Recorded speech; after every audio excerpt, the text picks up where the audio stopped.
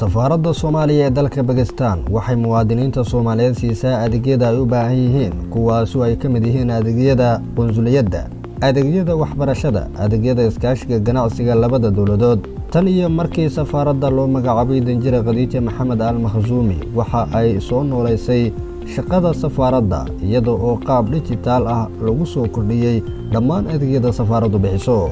Danjiraha iyo saraakiisha kale ee safaaradda ayaa sidoo kale kor u qaaday iskaashiga labada dal waxa ayna xoogga saareen dhinacyada tiknoolajiyadda iyo xiriirka labada dal ee Soomaaliya iyo Pakistan.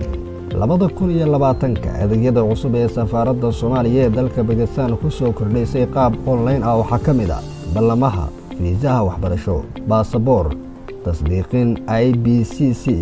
dhammaan adeegyada kor aanu ku soo xusnay waxa ay muwaadiniinta Soomaaliyeed ka heli karaan website-ka safaaradda iyagoona ku dhufanaya online service kadib dooranaya adeegyada ay markaasi u baahan yihiin.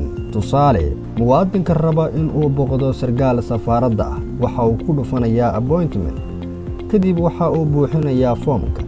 Sargaalka ayuu dooranaya iyo magaciisa, nagaste ayuu leeyahay, waqti ayuu dooranaya, kadibna faahfaahin ballanta ku saabsan iyo muwaadinka ayuu gelinaya, kadibna email confirmation ayaa loogu diraya.